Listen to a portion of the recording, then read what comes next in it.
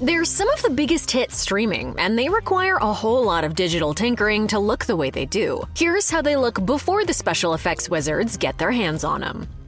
Squid Game Season 1 doesn't seem all that packed with CGI, but it actually took more digital wizardry to pull off the dystopian smash hit than you might think.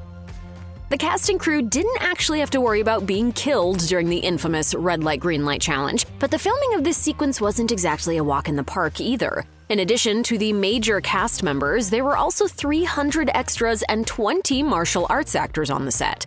The initial script originally envisioned 1,000 players, but creator Hwang Dong-hyuk quickly realized that this wasn't viable. While 300 is a lot less than 1,000, the scene was still a nightmare to orchestrate. Since some of the violent deaths were shot in slow motion, it was all too easy for actors to mess up a take and then have to start over. As Hwang recalled to Vanity Fair, it took about 20 to 30 minutes if we got a wrong take and had to plant the fake blood in them again.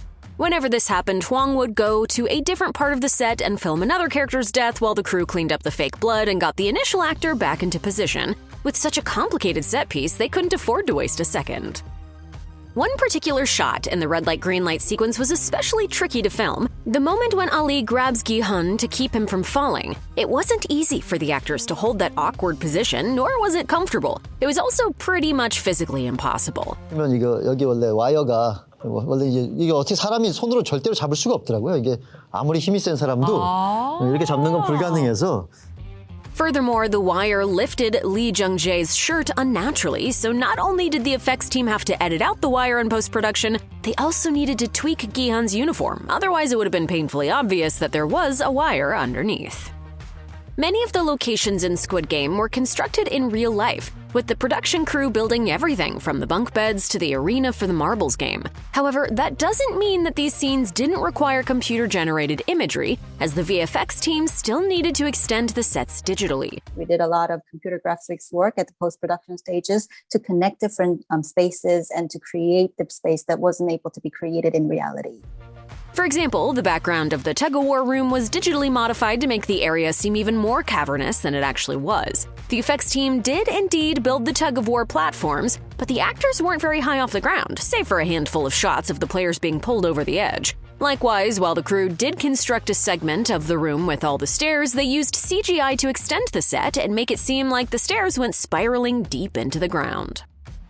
The painted background of the red light green light arena is actually CGI, which might sound strange considering that it could have easily been built physically. So why did the VFX team go through the trouble of using a blue screen instead of just painting the wall? To put it simply, Hwang Dong-hyuk hadn't made up his mind yet when the sets were built, so CGI was utilized to give him the option to change the design later. At first, Hwang considered making the arena walls more colorful. However, visual effects supervisor Chung Jae-hoon had a different idea. As he explained in an interview with the Visual Effects Society, maybe we should have a buffer zone for the first episode, because if we just go all out on the colorful and the flashy from the very beginning, people might find it childish. Jae-hoon also likened the sets to The Truman Show and how that movie's artificial world seems almost but not quite real. Ultimately, the final design that Hwang settled on was a backdrop that was just real enough to be convincing and just fake enough to feel unsettling. 와 진짜를 알아가면서 죽음과 산과를 이렇게 막 혼란스럽게 만드는 공간으로 잡아봤고요. The trippy game arenas weren't the only sets brought to life with VFX, as the environments outside the games also required some digital magic. For example, the famous overhead shot of the island at the end of the first episode would have looked very different without visual effects. The massive arena with a retractable roof was actually filmed on a modest patch of land that only contained a couple of warehouses, while the rest was added digitally. Likewise, the sequence where the cars leave the ferry and enter the island is not what it appears to be. As Chung Jae-hoon explained, people think that it was actually filmed on an island, but it was just like a really random part of Korea. In this landlocked filming location, the crew took advantage of an existing waterway and then added the rest with CGI. And believe it or not, the entire airport from the season finale is fake. The original plan was to film that scene in a real airport, but that wasn't possible due to COVID-19 restrictions. So instead, it was shot in the studio and computer wizardry transformed it into an airport. For Hwang Dong-hyuk, the safety of his cast and crew were of the utmost importance, so when it came time to film the grisly player eliminations, he took extra safety precautions for any scenes involving guns, and in some cases even the sounds of the gunfire were fake. So while Hwang did shoot some of the death scenes with realistic gunfire sound effects, there were other times when he just shouted. Each time Hwang did this, Lee Jung-jae and the other actress flinched as if they heard a real gunshot. If we were in their shoes, we'd probably flinch too. Squid Game's tug-of-war scene was so draining that the actors had to catch their breath between takes, with some of them resting on the short yellow rail at the edge of the platform. Meanwhile, Lee Jung-jae had a little stool that he would pull up. Most of the actors agreed that the tug-of-war sequence was the hardest to film. 줄다리기 이런 걸 할 경험이 많이 있지는 않잖아요. 실제로 엄청난 체력을 요구하더라고요. While filming this sequence, the actors were actually competing against a special machine designed to pull on the rope. As Lee Yu-mi explained to The Swoon, we were really using all of our strength to play against a machine, not a group of people, so no matter how hard we pulled, we couldn't win. You'll probably be relieved to learn that most of the Glass Stepping Stones challenge was actually filmed close to the ground. The set was still 1.5 meters or approximately 5 feet off the ground, which allowed the crew to film shots from underneath the glass bridge, as well as stage the shots where characters fell to their deaths. Behind-the-scenes footage shows one extra leaping onto the space where a glass panel should be, except that there's no glass. Instead, there's a platform that was later erased by VFX that drops quickly and smoothly the moment she puts her weight on it. After it fell, she crouched down to make sure her body would no longer appear in the shot. Even though the bridge wasn't as high in real life as it appears in the final version, it was still plenty convincing for the actors. 다리 한 1.5m 정도 높이. 그거는 사실 더 낮출 수도 있었는데 그건 이제 감독님이 일부러 그러셨죠. 배우들. Unsurprisingly, this set actually scared some of the show's stars. 가짜로 하는 게 아니라 진짜 그들이 느끼는 공포감이 몸에 표현이 돼서 Not every Squid Game scene was filmed from a comfortable height. For a handful of shots in the glass bridge sequence, the actors actually filmed on a separate set that was approximately 6 meters, or about 19 feet, off the ground. The VFX team later composited the two sets digitally. Behind-the-scenes footage shows Min Yao and Dok Soo being raised on a harness, along with the glassmaker taking a tumble from the glass bridge. 그때가 좀 되게 짜릿하고 그랬었어요. Even from the safety of the editing room, the footage from these scenes gave editor Nam Na-young a case of vertigo. To convey the scale and the stakes of this game, the crew also built a third set just for filming all the broken bodies of the contestants who hit the floor. To film the unforgettable scene where the glass bridge explodes, the Squid Game team shot in slow motion with a phantom camera, which can record at 3,000 frames per second. As a result, the actors had to be very careful not to turn away too soon, or otherwise the timing wouldn't line up. Between takes, a crew member would come in and make very precise slashes in the sleeve of Jung Hoi-yeon's uniform so that it would look as though the glass was cutting her clothes. For the glass itself, it started with a practical effect, as the actors were sprayed with particles designed to resemble glass. Afterwards, they had to shake these particles from their hair. Of course, the rest of the bridge exploding was shot separately. At first, the visual effects team tried shooting it practically, but they weren't happy with that result, so they opted instead for a CGI explosion. As CG supervisor, Kang Moon-jung told the Visual Effects Society, "A lot of people thought that CG can never be better than the real shot, but actually, for this sequence, CG turned out to be even better than the real shot." But that didn't exactly mean it was easy, as the visual effects team had to erase and replace the reflections in every single glass shard.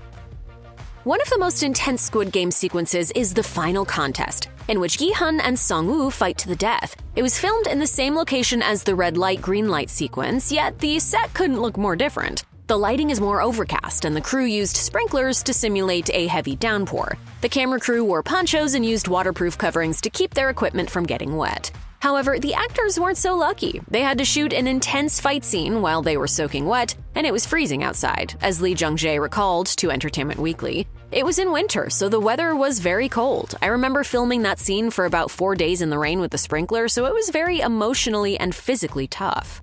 I want to end here. Even some of the most ordinary shots in Squid Game would look different without special effects. For instance, the ceilings of most of the arenas were inserted digitally after filming. In the red light, green light arena, the walls of the set were just a bit taller than the blue screen, meaning they cast shadows on the ground that wouldn't make sense in the final, fully edited scene. Thus, the VFX team needed to digitally erase some of the shadows. And while you might think that the giant piggy bank containing all the prize money could be easily filmed practically, that wasn't actually the case. The crew did build a physical piggy bank, but then they soon realized that it wouldn't work, as the plexiglass was so reflective that it was hard to actually make out the money inside when a spotlight was shining on it. So they created a CG version instead. All of these VFX shots probably slipped under the radar of most viewers, and that's exactly how the Squid Game team likes it. As Kang Moon-jung told the Visual Effects Society, what director Hwang wanted and what the VFX crew wanted was to not make CG look like CG, so people can just take it for granted. Fallout has a massive, sprawling world packed with unique characters. The visual effects team put a lot of love into bringing that vision to the screen, and without CGI, it can be kind of goofy. Fallout filled out its supporting cast with a number of welcome and instantly recognizable faces. And when it came time to cast Overseer Benjamin, the plucky leader of Vault 4, actor and comedian Chris Parnell was the perfect choice. These people, am I right? I grabbed a moldy one. He was so good and became so central, in fact, that the VFX team began to worry that his acting work would be entirely erased after they put CGI all over his face. As visual effects supervisor Jay Worth told VFX Voice, you don't want to create the traditional Cyclops that we had seen before. It needed to feel more real and organic. In the end, Swedish VFX house Important Looking Pirates made his eye much smaller and also gave him 2 eyebrows, which apparently made the effect look more credible. Worth said, "It sounds like a subtle thing, but that for me makes it feel like it's a real person with a real single eye." Chris Parnell wasn't the only performer who had their work filtered through VFX. Walton Goggins was transformed into the Ghoul, a memorable character with full facial disfigurement. While the base layer of his striking look is accomplished through creature makeup, there was simply no practical way to achieve the nose. Or rather, lack of a nose. Indian VFX studio FutureWorks had to step in to remove Goggins' nose in at least 500 shots. The many hours put into removing Goggins' nose by the VFX artists at FutureWorks is admirable. But so is the work of special effects makeup artist Jake Garber, who spent hours getting the actor into his ghoul getup every day. Goggins said in an Instagram post, "He's one of the best effects makeup artists in the world and a longtime friend. When we started this process, it took 5 hours. Jake got it down to 1:45 to 2:15, depending on what movie we were watching. The pair apparently watched Western films together, as Goggins sat in the makeup chair, which helped put the actor at ease." Looks like chaos.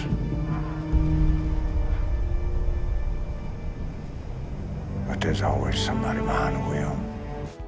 When the ghoul finds himself suddenly in need of medicine, he resorts to selling a captive Lucy to organ traffickers operating out of an abandoned super-duper mart. Inside, Lucy is taken care of by a congenial robot that has been affectionately named Snip Snip because it's now used for harvesting organs, hilariously voiced by Matt Berry. Hold still now. This won't hurt a bit. The creators of the show decided to build a skeleton for Snip Snip, which consisted of only the round body and center eye to give the human actors an eyeline. Later, during post-production, Important Looking Pirates added 2 more eyes, 3 dangling arms, and other details that gave Snip Snip a more lifelike feel. They also removed the dolly that the skeleton was mounted on to create the illusion that Snip Snip was hovering above the ground. The Fallout universe has no shortage of terrible creatures to terrorize its inhabitants with. The wasteland's wildlife is a large part of what makes this world both gross and engrossing. Season 1 saw many characters come to blows with a gulper, a deadly aquatic creature that briefly swallows the series' MacGuffin. VFX house Framestore was responsible for creating a CGI model of the monster, which is seen in the majority of the gulper shots. For certain sequences, however, there was an actual functioning gulper puppet on set. Quantum Creation Effects made a gulper puppet that had the ability to swallow and regurgitate actors. Jay Worth told VFX Voice, "We had this real object for our actors to interact with, for water to interact with, and it was even rigged so someone could get swallowed. Whenever it's interacting with somebody, it's really interacting with them."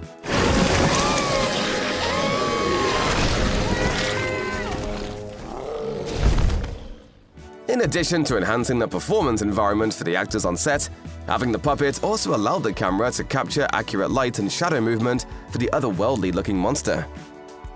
What is this place? You're in the best place in the world. Of all the faithful recreations made by Amazon's Fallout, none are quite as immersive as the vaults. These high-tech Fallout shelters have been a staple of the franchise since the very first game. Designed by the nefarious Megacorp Vault Tech to protect the privileged survivors of nuclear war. The TV series spends a large amount of time in Vault 33, the home vault of protagonist Lucy McLean. Tons of physical vault environments were created, but they're not exactly how they appear on screen. The challenge was not physically recreating an environment from the game, but communicating the key aspect that unifies all vaults: their enormous size. To accomplish this, the VFX team used green screens on the physical sets behind open doorways and portals, or where hallways were meant to be. This created the illusion that actors were standing in a seemingly endless underground bunker, even when filming on sets not much larger than a studio apartment. The vaults aren't the only iconic locale that needed to be recreated for the Fallout series. Once players make it out of the vaults, they are thrust into the wasteland, the chaotic ruins of the United States. While vast desert areas might seem like easy places for location scouts to find, they're often impractical to film in, especially for productions as technically complex as Fallout. So how did they do it? Fallout used something called an LED volume with realistic environments rendered in real time by Epic Games' Unreal Engine. These environments could then move and react in order to mimic camera movement. It may sound a bit complicated, but practices such as pre-visualization, which have been used by CGI-heavy projects since before the volume method was adopted, mean precise shots can be choreographed well ahead of time. This also gave the team information with which to schedule shoots and block scenes, increasing production efficiency during principal photography. Of course, not every part of the wasteland was created digitally. Some scenes were shot in the Namib Desert in Africa. They also filmed in and around an abandoned mining town. Producer Jonathan Nolan said, "I've never shot somewhere so remote, where literally the only things there are hyenas. It's an incredibly beautiful and strange place." A key component of the Fallout mythos is the influence of the Atomic Age. This is largely why most of the tech seen in Fallout video games and in the Amazon series has a retro-futuristic look to it, with the vibe of the 1950s somehow bleeding deep into the 2070s. One example of this tech can be seen in Vault 33. The centerpiece of the vault is a large patch of corn, synthetically extended with the help of an advanced film projector. Just a few decades ago, this effect likely would have been accomplished with a green or blue screen. But with the same LED volume used to create the wasteland, this idyllic landscape could be created and displayed in real time, providing more realistic lighting and a more immersive environment for the actors to perform in. That also gave the VFX team the opportunity to play the bright, billowing blaze of burning celluloid that takes over when the projector catches fire during the fight against the Raiders in Episode 1. It's one of the most striking visuals in the episode, and it was able to be created right there on set. With such an impressive blend of VFX techniques converging to bring the vaults to life, it's almost more exciting to see what technical feats are accomplished practically. One such feat comes at the end of the first episode, when Lucy takes her first step out into the wasteland. The vaults of the Fallout world can only be opened by a large, complicated unlocking mechanism, which sees a massive gear slowly roll out of the way to reveal the outside world. Getting this shot right was crucial, as it's how Fallout players start their own journeys in games like Fallout 4. As Lucy stands in front of the Vault 33 door, there's a real gear rolling to the side. At least something shaped like a real gear. It's much more plain than the one seen in the show, made from a bland material that likely weighs significantly less than a real metal gear. While this surely heightened the moment for Ella Purnell as a performer, the use of a practical gear probably had more to do with getting the lighting right. After all, recreating the shadows of a giant moving gear is likely more of a headache than just making one and casting real shadows. Once the scene was shot, VFX artists came in and added the iconic Vault-Tec designs, as well as finer details to make the gear look metal. Though most of the many unfortunate souls thrust into the wasteland are either stranded in one desolate locale or forced to trudge around on foot, there are still some more sophisticated modes of transportation available to certain lucky individuals. Most common among them are vertibirds, a class of pre-war aircraft that are somewhat similar to helicopters. Even though vertibirds are some of the more realistic things seen in the Fallout world, the series' VFX team often had to create them from scratch, using computer-generated graphics. For example, when Aspirant Maximus watches with awe as vertibirds land at the compound for the first time in the series, the actors are actually staring up at a blank sky. In at least one sequence, a real helicopter on set was replaced by a CGI vertibird, likely to capture the realistic dust from the rotors. The CG shots for the vertebrates were handled by the German special effects company Rise FX, who also worked on the acclaimed HBO adaptation of The Last of Us. For shots in which characters were inside the craft, production designer Howard Cummings saw to the construction of a vertebrate interior. I'm bored and I want to shoot something. Scenes on this practical set would then be filmed in front of a huge LED volume wall to create the illusion that the actors were actually flying in the craft. Power armor has been a mainstay of the Fallout universe ever since its inception, with one model or another being featured on the box art for almost every game in the franchise. In the TV series, Maximus steals a suit of T-60 power armor, the latest model developed by West Tech before the fall of civilization. Producers wanted a real wearable suit, so they went to a practical effects studio responsible for some of the most iconic practical props of the last decade, Legacy Effects. Legacy built the full-size, wearable version of the armor not for actor Aaron Moten, but for stunt performer Adam Shippey. While Moten might have been disappointed that he didn't get to don such an iconic costume, a stunt person was required to perform the wire work that allowed cameras to capture the power armor's movements for real. Several different suits were made for Shippey, each weighing over 150 pounds. I've seen these in old engineering manuals, but never in real life. According to Rolling Stone, Shippey soon got used to the suits, and he was so at ease in them by the end that he claims he could actually breakdance. The Pip-Boy is one of those video game items that fans desperately wish existed in real life. The Fallout TV series brought these wearable computers one step closer to reality by featuring semi-functional Pip-Boys. Though the screen is seemingly animated in post-production for more unique moments, the Pip-Boys seen on the show are capable of running standard Fallout animations, and were captured doing so for certain scenes. For example, the recognizable vital screen is generated by the real device, while the tracking interface Lucy uses was likely specially animated during the post-production process. Designs based on the show's prop Pip-Boys are actually being produced for sale by Bethesda, so you can always check out this particular element of the show on your own if you want, though it'll cost you because they aren't cheap. You might think The Boys is put together like a lot of other superhero shows, green screen, CGI, an army of effects artists, and it is. But we're fairly certain the effects crew on Smallville never asked for a blood-covered the size of a small house. Homelander and Queen Maeve's first scene shows them flexing their might in the same way you might see in a Marvel project, but unlike every single ugly-ass frame of Quantumania, I feel like I'm hugging Godzilla. the scene actually utilizes practical effects to accompany the CGI. You better believe this is a call-out, Kevin. The scene of Queen Maeve going stiff to stop an armored truck was mostly made with practical effects. The crew used wires to drag the truck into a big metal pole, instead of, driving a car into their actress. They also captured a shot of Dominique McElligott jumping in front of a green screen. The two were then combined to make it look like she was the one turning the truck into tinfoil. To make it look like Queen Maeve was actually inside the truck as debris flew around her, the team built a special set. The whole rig was on wheels, allowing it to be moved around the actress as a fan blew on it. Once everything was put together and debris was added with CGI, the sequence looked less like vehicular manslaughter and more like a superhero doing her job.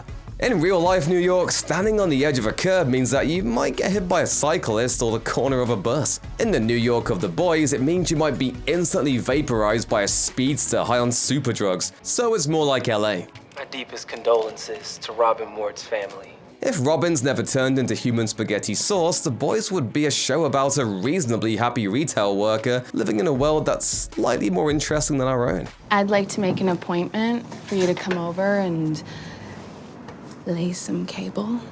In order to get a beautifully dynamic look at the worst day of Huey's life, the scene was filmed in front of a green screen with a phantom high-speed camera at about 500 frames per second. For non-film geeks, that's real slow.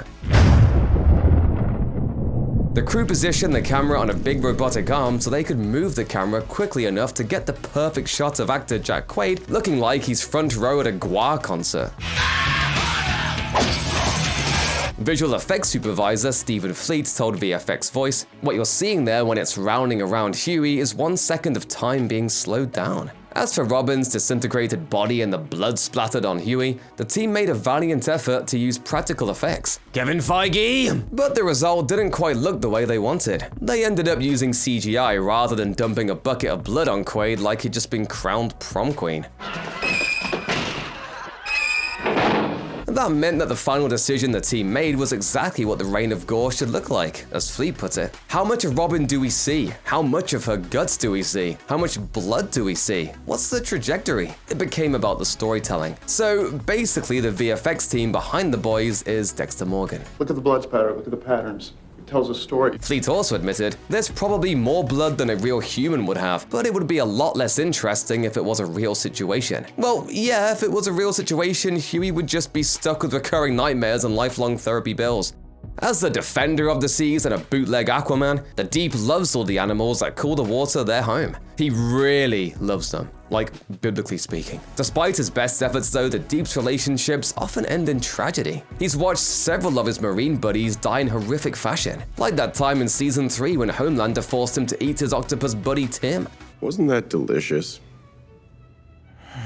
Before that though, the Deep made a splash in season 1 when he got his dolphin lover killed during a botched aquarium escape. Dolphins are the ocean's assholes in general, but this one in particular was kind of a sex pest. Okay, if I just touch it, will you shut up?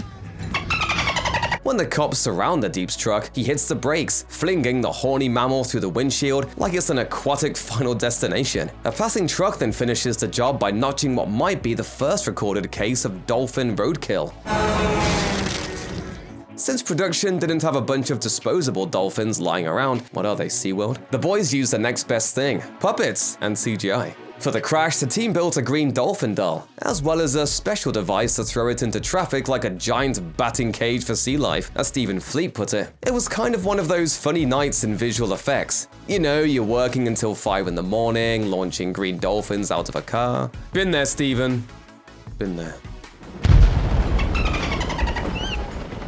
Soho VFX later replaced the green dolphin with a CG version that looked more like the real deal and a lot less nerfy. Fleet added, they also came up with the idea of him flopping on the ground before the truck hits him. Those little details make it great. Oh, this isn't domestic abuse, this is hilarious! Despite being invisible and getting killed off pretty early, the super cool Translucent makes a memorable impression. He mainly uses his power to be perhaps the world's most successful pervert. But he's also capable of stripping down for the ultimate sneak attack. Naked and unafraid, Translucent ambushes Huey at work, but after throwing out a few cheap shots, he's interrupted by Billy Butcher's speeding car.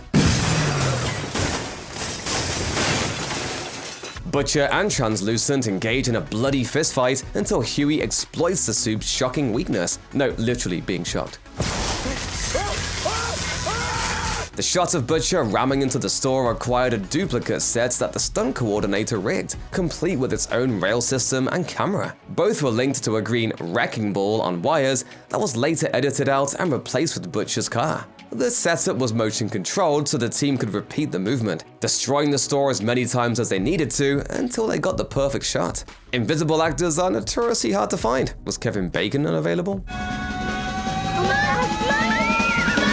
So Butcher and Translucent's fistfight was filmed in multiple parts with some classic movie magic. First, they had to act out the choreographed fight with a stunt double in a mocap suit, who was later erased. After that, the actor repeated the entire fight by himself. I'm not supposed to talk about what that reminds me of. What the hell are you doing? As the brawl continues, Translucent ends up partially visible when Butcher spits blood on him. The team used a stunt double as an animation reference for the blood spatter, and also for when Translucent takes an electric shock straight to the ass. It would have taken me forever to work that one out. I don't think it's controversial to say that Homelander is kind of a dick. He's a toxic co-worker, a crappy dad, and he likes milk in all the wrong ways. Gross. He's also a homicidal maniac, but to the Vought Corporation, he's an important asset. Synergy! At the end of the first episode of The Boys, any possibility of Homelander being a crusader of justice goes down in flames when he assassinates the mayor of Baltimore and his son in their plane with his laser vision. To create this shocking scene, the crew filmed Homelander actor Anthony Starr hanging from wires in front of a green screen, then combined that footage with CGI to create the final effect. This technique also applies to basically every big-budget superhero movie ever made. You'll believe a man can fly and brutally murder a child. Homelander uses his laser eyes throughout the show to do everything from kill in cold blood to heat up his milk.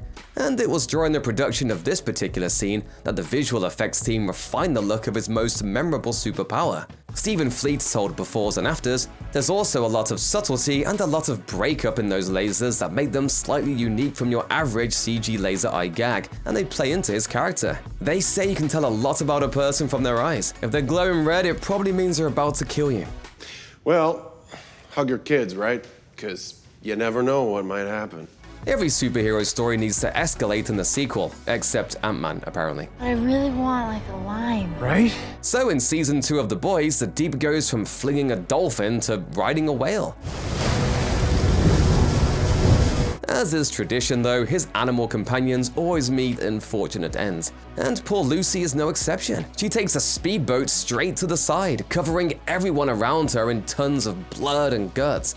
Like that party in Blade, except way less singing and dancing. Gross. The shocking moment was conceptualized by writer Craig Rosenberg, who fought to bring it to the screen. Showrunner Eric Kripke told Entertainment Weekly, "I think he specifically wanted to top the dolphin. I was initially reluctant, but he argued that there are only so many more times the Deep can kill marine life through his sheer incompetence. The Deep rides Lucy into the path of the boys' speedboat, hoping to force them to stop. Unfortunately, Butcher decides to speed up instead of slowing down, impaling the whale and knocking the Deep out cold." No, don't floor it! Okay, floor it! As the visual effects team told Variety, the boat was pulled on a rail by a string into a model version of Lucy. Meanwhile, her entrails exploded out of cannons, spraying 150 gallons of fake blood onto several stunt doubles, like that party in Wednesday, except way less singing and dancing. Gross. The entire set was built by hand over the course of 5 months, with numerous crew members taking the time to painstakingly recreate a disemboweled whale carcass. Promise will harvest your blubber. Donate them to the right cause. VFX supervisor Stephen Fleet revealed that there's only one blue screen shot in the entire sequence, and it's when the Deep is on the whale. Much like Aquaman is the king of Atlantis, the Deep is the king of getting aquatic mammals vaporized by vehicles. Have you ever had a migraine so bad it felt like your head was gonna explode? For some unlucky government officials in season 2, that nightmare becomes a messy reality, starting with CIA Deputy Director Susan Raynor. During a congressional hearing about Compound V, it's not long before skulls start popping, Scanner style. C-SPAN is finally must-see TV! Speaking with Corridor Crew, Stephen Fleet revealed that much of the head explosion effect was developed in season 1, when Translucent was taken out by a C4 suppository. A what now? After that was designed, he got tipped off that there would be plenty more head explosions to come in future episodes. His technique required what the VFX team referred to as a blood lollipop. Gross. Which doubles as the actor's head and is used to drench anyone near the victim with fake blood. The computer graphics team then made a cranium model, filling in the larger chunks of brain and bone as they fly in multiple directions. Okay, someone else is doing the next Boys video. Finally, the beheaded CGI body is given what Fleet calls the necklace, the meaty flap of skin that remains on the body. He bragged, "This is one of my proudest accomplishments of season 2 from a supervision standpoint." It's okay. Just admiring the shape of your skull. This confirms what most people already knew. The Boys is a show for sickos by sickos. In season 3 of The Boys, it seems like the crew are finally going to find their ultimate weapon in the fight against Homelander. To their surprise, the weapon they discover is the powerful and problematic World War II hero known as Soldier Boy. You help me find the rest of my team, and I'll help you with this Homelander. With a patriotic name and the ability to level buildings with radioactive bursts, Soldier Boy is basically Captain America with a personality disorder and a nuke in his chest. He's also high out of his mind. In other words, this is the only guy on Earth who could feasibly take on Homelander, and fans couldn't wait to see it. You think you look strong? You're wearing a cape. No kicks! The big battle finally took place late in season 3, interrupting Herogasm, which is a massive superhero orgy. It's an intense brawl that interrupts some of the craziest sex acts you've ever seen, which is either a good thing or a bad thing depending on what you're into. But Soldier Boy doesn't fight Homelander alone. Huey and Butcher lend a hand, high on their own supply of Temp V. Stunt coordinator John Koyama took the lead in bringing to life a superhero fight for the ages. Stephen Fleet told Befores and Afters, "He'd film it like a full-on movie. He'll shoot coverage, he'd send edits, he'd get notes. I think he did 12 to 16 versions of that sequence alone before we even filmed it. Many of the stunts involved a collection of wires and green screens, and the gaps were filled with computer graphics. The most challenging part of the sequence was, quote, getting that iconic shot of Butcher and Homelander hitting each other with lasers and finding the right balance between making it that thing that everybody knows in movies where two lasers hit each other, but not making it over the top because, well, that's not our show. As one of the boys' only good guy characters, Starlight's ability to project light couldn't be more symbolic. I am so sorry. Are you alright? But bringing her powers to life takes a lot more than just setting off some fireworks. A Season 1 showdown with A-Train took the VFX house Framestore 8 several intense weeks of work. In an interview with Den of Geek, Framestore executive producer Christopher Gray revealed the real-world science behind The Shining Soup's powers. He explained, "We looked at a thing called femtophotography, which is like a way of visualizing photons." He referred to a TED Talk which describes the imaging as visualizing the world at 1 trillion frames per second. For non-science geeks, that's real slow. It's the tech you need to make the only camera fast enough to put A-Train in prison for exploding Huey's girlfriend. One of the boys' strangest turns is when Black Noir has visions of obscene cartoons committing shocking acts of violence to help him dig up repressed memories. The cartoon sequences were a fan-favorite addition to the series, but developing the hybrid scenes was a complicated process. There have been vast advancements in this type of technology since Michael Jordan and Bugs Bunny made out.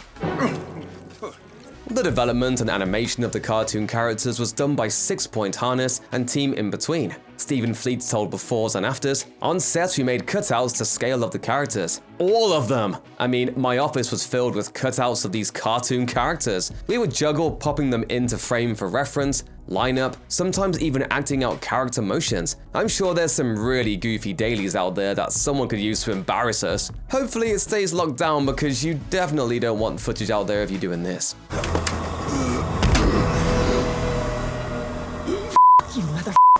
Behind the scenes, it turns out that making a fake version of the Avengers looks a lot like making the real version of the Avengers, or at least last-minute reshoots against a green screen in an airplane hangar. Kevin Feige! A subplot featured throughout Season 2 of The Boys is the development of a big crossover movie, Dawn of the Seven. The in-universe flick even received a real-world trailer, debuting as a meta-teaser for Season 3 of The Boys. VFX studio Rising Sun Pictures revealed much of the work that went into making this mock movie with a special making-of breakdown. Filming was completed on practical sets designed to simulate a city in ruins, including a broken-down bus and the standard concrete rubble that every superhero movie is legally obligated to have. A green screen was used to add in the apocalyptic background showing Vought Tower up in smoke. The end result somehow looks better than the Snyder Cut. You're welcome. Let's talk about the giant penis. Okay, maybe it's not giant, but perspective is everything, right, fellas? The last scene we're talking about is pretty unforgettable. No matter how hard you try to erase it from your mind, it's not going anywhere. In the Season 3 premiere called Payback, a size-shrinking super named Termite shrinks down so small that his entire body can fit on the head of a pin, or the tip of a... We're not allowed to show it, and we can barely even say it, so just read between the lines. So, Termite shrinks down for a trip into his partner's love tunnel. But while he's giving his mate the old reverse kidney stone, he accidentally sneezes and shoots back to normal size. For his boyfriend, this is nothing short of the apocalypse. Termite is left shocked and covered from head to toe in blood. The craziest thing about this scene might be where they got the idea. Turns out the writers saw all those memes about Ant-Man beating Thanos by crawling up his butt to go big mode. You hear that, internet? This was literally your fault. What's funnier than this scene is what the set looked like when they shot it, using a mix of practical effects, Kevin, and CGI. The props that Termite uses needed to be supersized, including the tube he climbs inside. In an interview with Befores and Afters, VFX supervisor Stephen Fleet revealed, the arts department built a practical penis entrance set, an 11-foot-high, 30-foot-longish representation of the penis. The practical entrance was key for the performer to do his fantastic and very real swan dive. One of the biggest challenges for the team turned out to be the climactic explosion. They used CGI for the big moment, though a blood bag was also used for reference. But honestly, they could have done it any way they liked. No one knows what this is supposed to look like. It's never happened before, right? Don't answer that. I don't want to know. Is it the Force, deep fakes, or fake babies? A lot goes into making The Mandalorian look like it takes place in a galaxy far, far away. Every installment in the Star Wars empire features new creatures from far-off planets that only the most creative minds could dream up. This is true even in the early episodes of The Mandalorian. Consider the Blurgs, for instance. These fat, bipedal, possibly reptilian creatures have been seen running around on Avala 7. Din Djarin finds himself on this planet during one of his missions and uses these creatures to get around. Pixomondo's visual effects supervisor Goran Bachman explained to Digital Trends some of the challenges they had to overcome to make the Blurgs look as realistic as possible. As he put it, since we had a lot of interaction between the actors and the creatures, we also had to drive the on-set practical buck. That's what we call the saddle that the actors would ride, sort of like the seat on a mechanical bull. The actors' riding motions were captured with mechanical pistons at the base of the practical Blurgs. Then, after filming, special effects teams created the Blurgs' remaining body, stationary, and in-motion poses. And interestingly enough, the Pixomondo team often referenced rhinos and elephants for some of the Blurgs' features. Grogu, more lovingly known as Baby Yoda, is arguably the Mandalorian's true star. This cute little green fellow spends his time on the show trailing after Din as the two venture around the Outer Rim. He's often sitting comfortably in his floating egg-shaped pram, but no matter what he's doing, it takes an entire team to bring him to life. This tiny alien was created through the combined efforts of animatronics and CGI technology. According to the docuseries Disney Gallery, The Mandalorian, it took 3 months to develop and build the Grogu that ended up on screen. Behind the camera, it took one person each to puppeteer the arms, eyes, body, head, ears, and walking movements. The use of CGI only came into play to remove the wires and poles used to control Grogu.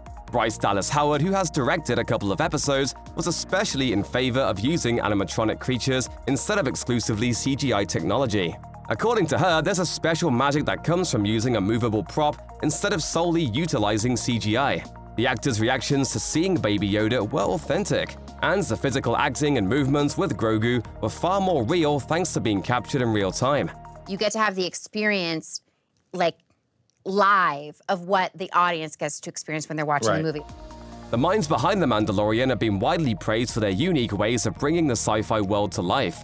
That's certainly clear in the construction of Din's starship, the Razor Crest. Instead of opting for computer graphics, the visual effects creators from Industrial Light and Magic worked on miniature models of the spacecraft. 3D printers were used to build the Razor Crest piece by piece.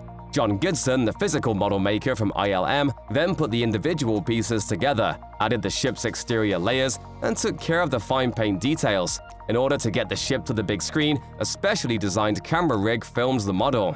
As the ship sat in one spot with a surrounding blue screen, the rigged camera flew past. And to give the craft more movement, text wobbled the model from side to side. This technique of filming a model was a bit of an homage to the original trilogy, as practical miniature ships of that era were also built and shot in front of blue screens and then later added to starry backgrounds. The use of a darksaber by the villainous Moff Gideon posed a unique challenge to the Mandalorian's prop designers. Prop sabers were continuously being redesigned and built in order to get Gideon's weapon to look as accurate as possible. Unlike standard lightsabers, the darksaber's history had only ever been mentioned in the Clone Wars and Star Wars Rebels, and it had only appeared as a cartoon instead of in a physical form. Thus, it was difficult to get this new weapon exactly right. As Hal Hickel, the Mandalorian's animation supervisor, explained in Disney Gallery The Mandalorian, there was a lot of time put into getting the energy effect just right that you see along the blade. The physical prop that was used during filming was lit to give the surrounding area the lighting effect that would normally come through from using a lighted weapon. The rest of the warbling effects that are seen during the final battle scene were the result of many hours of digital rendering. Lesser showrunners might have backed down from using something of the darksaber's caliber, but the special effects team of The Mandalorian rose to the challenge and created an actual physical sword that Star Wars fans have been anticipating for a long time. When it came time to bring IG-11 to life as a robotic bounty hunter, visual effects animator Hal Hickel recognized the distinct differences between this droid and K2SO from Rogue One: A Star Wars Story. K2SO was designed to be as close to human as a robot could get. By using motion capture suits, those smoother motions were easily achieved. But in the case of IG-11, the special effects team resisted the use of motion capture and instead used a pre-built statue-like structure that had intentional awkwardness in its movements. While there were a few body parts like the head that could be moved remotely from a distance, the rest of the body had to be manually arranged behind the scenes. This gave IG-11 a rickety effect and thereby created an older, more rugged look that's perfect for a space western. It's exactly the right awkwardness, actually. The Mandalorian creator Jon Favreau is never one to shy away from a cinematic challenge. He learned some valuable lessons in behind-the-scenes technology during his time directing both 2016's The Jungle Book and 2019's The Lion King. Many of the problems encountered during production of those films came from the use of excessive blue and green screens, and the lack of interactive sets around real-life actors. So the solution was to invent revolutionary set technology. As Favreau explained on Disney Gallery, The Mandalorian is the first production ever to use real-time rendering and video wall in camera, set extensions, and effects. Necessity was the mother of invention because we were trying to figure out how to do the production here in the time frame, at the budget level, but still get the whole look that we're used to seeing. What do we learn in Lion King and Jungle Book? How you apply it to The Mandalorian. Massive LED screens projected the scene's background to create the effect that actors and camera crews were filming as outdoor locations. By utilizing positional data from cameras, the high-tech backgrounds can change as a camera moves. The result creates perspective or parallax, which can be defined by an object appearing slightly different from two different angles of view. This gives viewers a more realistic feeling of being outside and allows actors to feel like they're actually in a far-off world, something traditional green and blue screens can't do. Practical effects were a critical part of creating The Mandalorian, including the animatronics of Baby Yoda and the remote-controlled approach of IG-11. But while these techniques are effective to an extent, if you don't have an actor behind a mask, that takes away some of the personality of certain characters. A solution for this is the use of animatronic prosthetics. This combination of humanity and technology is really fundamental to Star Wars. As director Rick Famuyiwa put it on Disney Gallery The Mandalorian, one part doesn't dominate the other, doesn't feel like the technology is overwhelming. Consider the character Queel, an Ugnaught voiced by Nick Nolte and played by Misty Rosas. According to the creators who developed these prosthetics, Rosas' acting ability gave Queel the mobility that allowed the character a softer and more relatable persona, while the animatronic mask created a face that viewers haven't seen since The Empire Strikes Back. Similar combinations of animatronic prosthetics and actors were seen again with the Frog Lady in Season 2. Viewers were able to see a unique blend of humanity and alien emotion that wouldn't have otherwise been achievable. When Jon Favreau broke the news of Luke Skywalker's appearance in The Mandalorian Season 2 finale, the atmosphere on set changed drastically. Disney Gallery The Mandalorian discussed the de-aging process that was used to get Mark Hamill's present-day face back to its circa 1983 look. The actor admitted that he felt surprised by the proposal to play Luke again, but ultimately came to the conclusion that he couldn't say no to the opportunity. The process that best suited the needs of The Mandalorian was to replace Hamill's real face with an AI-generated image of his younger face using a deep-fake program. In order to create this younger visage, art director Landis Fields took 4K footage from all three original Star Wars films, interviews of Hamill from the same time period, and still photographs from the set to compile what Favreau calls the Library of Faces. With thousands of images from the era of the original trilogy, the deepfake program's AI could then rebuild expressions and match facial characteristics and specific movements that line up with Hamill's lines in The Mandalorian. That Library of Faces was then added onto an actor, and there you have it, a 1983-era Mark Hamill. A major goal of The Mandalorian showrunners has been to give audiences more than a simple illusion of reality. When it comes to filming varying geographies of foreign planets, creators of the series have taken it upon themselves to film as though they're actually in unfamiliar conditions. For example, when it came time to create the planet of Trask in Season 2, director Bryce Dallas Howard explained, "You can't just say, oh, the vision effects are going to make it look real. You want to shoot it in a manner in which you would actually have to shoot it if it was real." And then the audience believes that it's real. Of course, digital special effects, CGI, and other combined computerized renderings are the cherries that top the cake. But in order to achieve the look that made up most of the boat scenes in this episode, a massive set was built to replicate the ship's deck. The challenge, according to the special effects crew, was making a static boat stage look like a moving ship. Of course, with the use of those fancy LED landscape screens and the ability to alter parallax views, as well as specialized camera movements and CGI additions, the boat set ultimately never had to actually move. True lightsaber visuals have always been a visual effects feature exclusive to the Star Wars franchise. and the weapon's inclusion in The Mandalorian is particularly special. In the same way that Moff Gideon's Darksaber made its first physical appearance on the series, Ahsoka Tano's twin white blades made their live-action debut as well. Being able to capture actual light from props was a relatively new way to film lightsabers when The Mandalorian was filmed. To get the right effect of lightsabers during filming, a visual technique known as interactive lighting was utilized. This process involved LED lights built into the base of prop sabers, which allowed the camera to capture how sabers would project real light and shadows on and around the actors, without obscuring the camera's field of vision with light distortion. From there, cinematographers were easily able to frame the camera on specific focal points, based on where the interactive lighting from the prop lightsabers were highlighting character features. Without the light source in the props, early film lightsabers didn't cast light or shadows. This was noticeable by the lack of lightsaber glow reflected on actors' faces. Sabers from the original Star Wars trilogy got their glow effect from reflective tape on the props. Colors and other effects were added to individual frames in post-production, using a technique known as rotoscoping. When you compare that to The Mandalorian, you realize just how far the worlds of special effects and Star Wars have come in the decades since. Dean and Sam Winchester, Mulder and Scully, Wednesday and Thing. Every supernatural crime solver needs a partner to back them up when their back is against the wall. And it turns out that being a disembodied hand comes in, well, handy quite frequently. It also turns out that it was an impressive feat to capture the effect on film. Keep watching to find out how they did it. Though Wednesday Addams did not intend on careening down a rabbit hole when she first enrolled in Nevermore Academy, fate had other plans. The events of Wednesday kick off upon the titular character's immediate expulsion from high school. Morticia and Gomez Addams ship her off to where she can be among her peers, a school for bizarre adolescents. Wednesday fully intends on continuing her antisocial ways, but this all changes when she sees a fellow student murdered by a strange monster. With the help of a childhood assistant, Wednesday is on the case.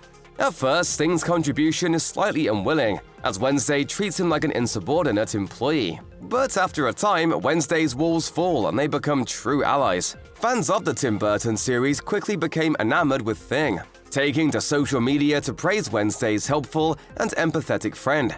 One Reddit user wrote, "Thing is brilliant. I love that Wednesday has this one part of her family with her, so she's never really alone." Wednesday may be a modernized version of the popular franchise, but the Netflix series still involves the classic hallmarks that delight fans. It isn't long after Wednesday settles into school that she discovers she isn't alone.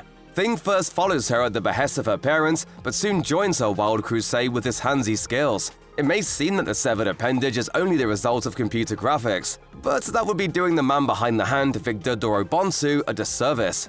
Netflix revealed on Twitter that Thing is portrayed by Dorobonsu, who wears a full-bodied blue suit to get the effect. With his many scenes getting into hard-to-reach places, the actor must contort and many times crawl on the ground to get the shots needed. Dorobonsu even shared a video on his personal Instagram about the process of filming one specific underwater scene. While these efforts may seem tedious, there is no doubt that it ultimately gets results. Wednesday would never be one to admit it, but she needs Thing. Her antisocial shtick only gets her so far, and Thing represents a support system that never judges her. From sneaking her into morgues to getting her a dress for the dance, Thing has proven his devotion to his spooky mistress, making him one of the most likable characters in Wednesday. Victor Dorobonsu's behind-the-scenes photos as Thing have taken the internet by storm, with many praising the actor for his difficult role. SNL alum Lorraine Newman took to Twitter in awe, saying, "I'm sincerely marveling at the actor playing Thing on Netflix's Wednesday. Victor Dorobonsu's work is stunning." With Dorobonsu on everyone's mind, one can't help but wonder, who is he? In the wake of Thing's popularity, Dorobonsu discussed his Wednesday role in a candid chat with Vanity Fair. The 25-year-old magician had this to say about the viral behind-the-scenes photos. "I didn't know he had so many photos of me behind the scenes. It's kind of interesting to see that even for me. Would fans believe that Wednesday is Dorobonsu's first acting gig?" A close-up magician by trade in his native Romania, Dorobonsu ended up at a casting house in Bucharest, where he was chosen as a finalist for the role amongst two other magicians.